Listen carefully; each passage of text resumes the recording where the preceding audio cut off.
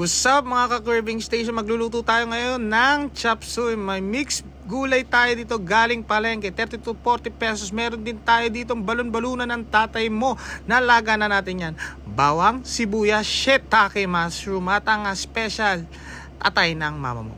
Meron din tayo dito magic sarap, isang patak, isang katutak at ang oyster sauce ng lolo mo. At ang ating mga spices, salt and pepper, onion powder na kapibahin nyo at garlic para sa manananggal. At syempre ang ating special, meron tayo dito ang atay ng tito mo. Kahit sunog na, malasa pa rin yan.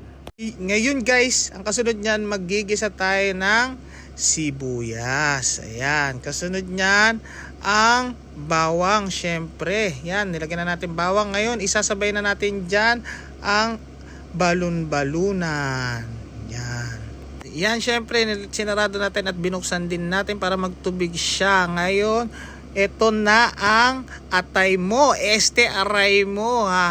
Pag di ka tumawa, sapaking kita. Mekos-mekos na natin yan, guys. Ikot lang ng ikot. Isarado rin natin yan para magtubig at maluto siya. At guys, maglagay na rin tayo ng shiitake mushroom galing pang Mount Fuji yan, mga ka-cravings.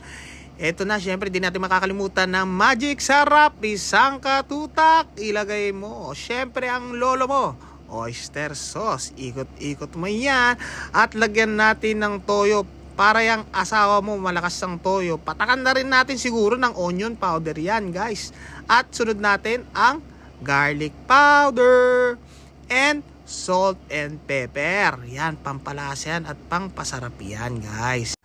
Ngayon guys, isunod natin ang gulay ng kapitbahay nyo. Siyempre, nakaw lang natin yan. Joke lang guys, binili natin yan siyempre sa palengke. Mura-mura lang yan, magnanakaw ka pa. Lumaban tayo ng patas guys. Kayang-kaya yan. Ngayon, mekos-mekos natin guys. Pero siyempre, sasarado rin natin para maluto ang ating gulay. Sarado natin siguro mga ilang minutes. Ngayon, siyempre, patakan na natin ng kaunting tubig para sabaw pa siya kahit papano, kasi lalagyan din natin siya ng ipanagbabawal ng teknik para lumasa.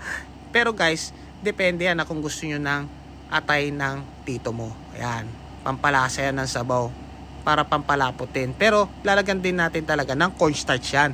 Yan guys, para lumapot. Sarsa pa lang, ulam na guys. Saan ka pa nakakita yan? Ikot-ikot mo yan kuya.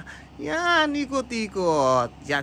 Siyempre, para bumalanse ang lasa, sasalpakan mo ngayon ng brown sugar. Yan, guys. Sasakto. O, di ba? Okay? Sulit.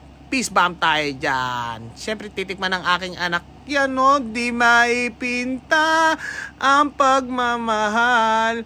Ang sarap-sarap. Thank you, guys.